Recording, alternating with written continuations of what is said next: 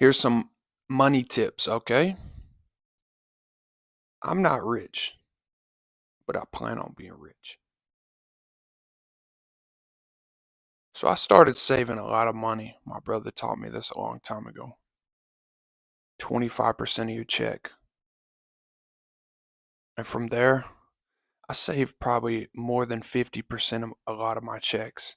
Don't get me wrong, sometimes I have to go back into my savings and pull that money out a little bit, pull 100 here, 200 there. But you should be saving 25% of your check and just learn how to live your life with less. If you're out spending your whole check, you're fooling yourself. You're never going to get ahead. You have to have a storage, is what I call it. I don't even call it savings, I call it a storage because it's going to be used to invest. You should be investing in stocks, things that you've studied. You should be investing in real estate in the future. You should be investing in businesses. And these things are going to be called assets. You don't want to be investing in liabilities. So a lot of liabilities can be your primary residence. Unless you have a duplex that you're cash flowing, or unless you're renting out some rooms in your current house, it's going to be a liability. I'm currently living in a liability. I'm renting.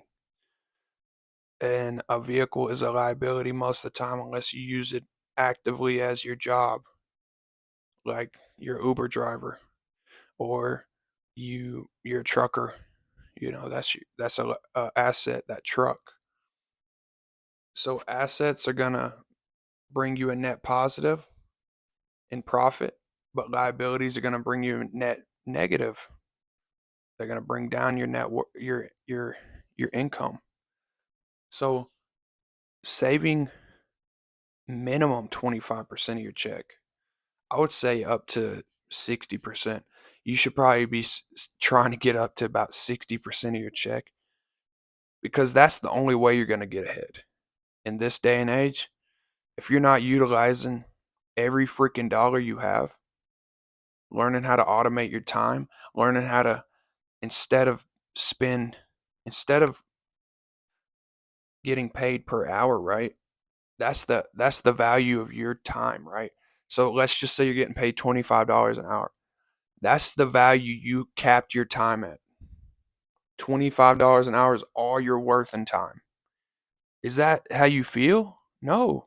You need to understand that you need to learn new traits, new skills, new parts of that industry you're in. Maybe make a niche in that business. Maybe, for example, if you're in the transportation business, you instead of doing the 95% what people are doing with like regular logistics and transportation with 18 wheelers, why don't you do a specialty one, a specialty brand?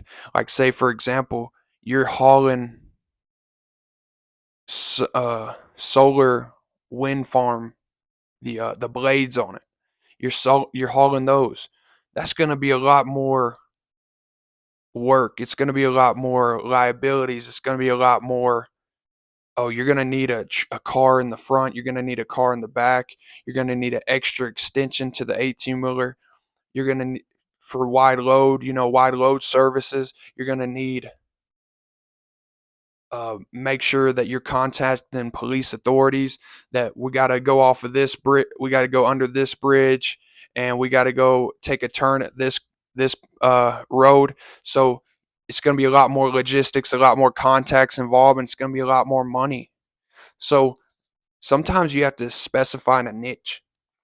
So when it comes to understanding your industry, we got to be wise and continue our education, continue learning, continue to grow.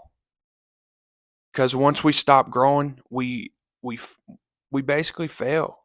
Like, once your brain stops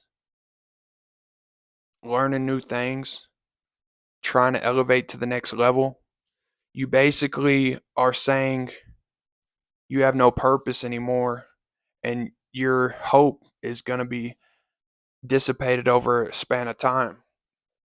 We got to continue that hope, continue that fight. And so, a little bit more about money.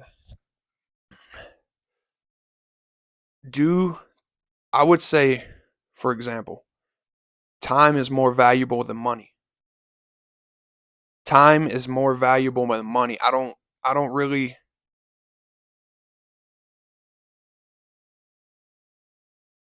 I don't really care what other people think about that sentence. Time is far more valuable than money.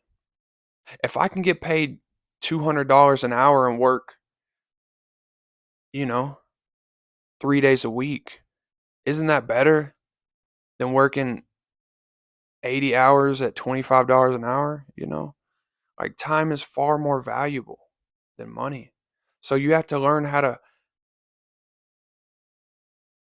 maneuver and find areas where you can get in the current of money. Jump in the current of money, right? You want to be having money flow straight to you, right? Because otherwise, you're going to be chasing money. You don't want to be chasing money because money's always running away. It's like a girl. You got to be in the current of money. It's got to be flowing straight to you. You want that girl to be chasing you. Come on, bro. So when it comes to understanding these topics and whatnot, you have to read a lot more. You have to write a lot more. You have to live congruent with the man you want to become. Anyways, that's just a few money tips, a few money tactics. You should be saving up to 60% or more. You should be saving 75%. And then utilize that money to invest in assets.